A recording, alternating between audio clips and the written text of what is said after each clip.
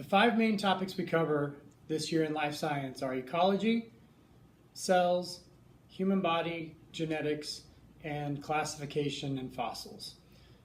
We are going to be working towards blending these units so that we cover them a little bit at a time in different units based on what I talked about earlier, the phenomenon and the things that are happening in the real world.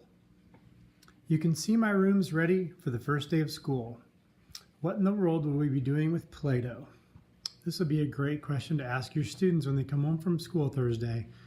We have an activity that we do that will help me get to know your students a little bit, help them get to know each other, and it's a lot of fun. Our new science standards are built around the idea that students should be learning about the world around them. Our standards refer to these things as phenomenon, and many of our lessons will be built around the phenomenon that happen around the lives of our students. This door here will be our What in the World door, where students will be able to post questions about things they have questions about that they see in their everyday lives. And we will periodically, once a week, once every 2 weeks, take those questions and discuss them, research them, answer them. But many of our lessons will be built around answering these questions that students have.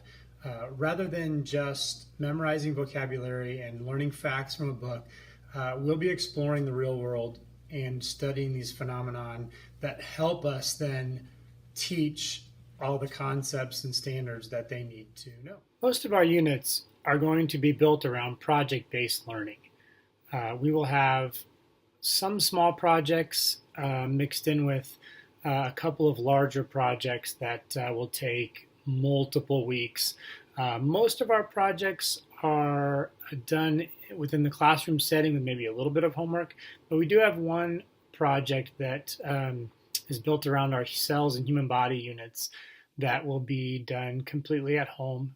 Students will have 8 to 10 weeks to work on it, and we will do checkpoints throughout the project to make sure that they're progressing the way they need to.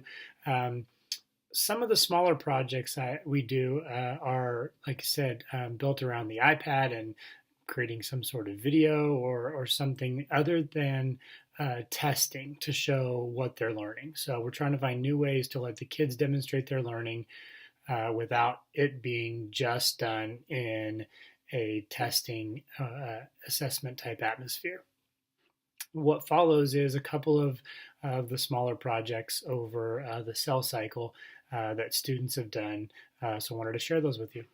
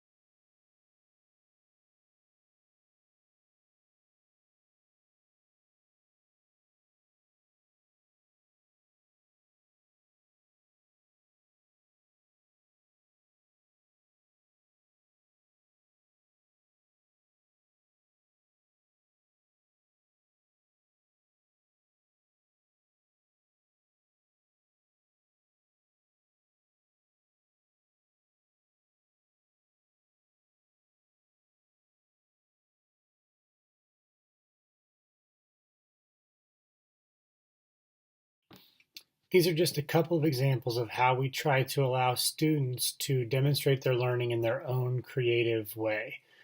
Some kids love the traditional poster board type project.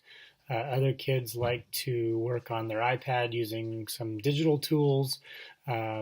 These were made with a couple of different apps on the iPad, but by opening up the process to students' ideas, we give them the ability to fine-tune their learning to show what they've done in their own creative way. So the whole idea being that we give them a creative outlet rather than just expecting all kids to be able to pass a multiple choice test or short answer questions.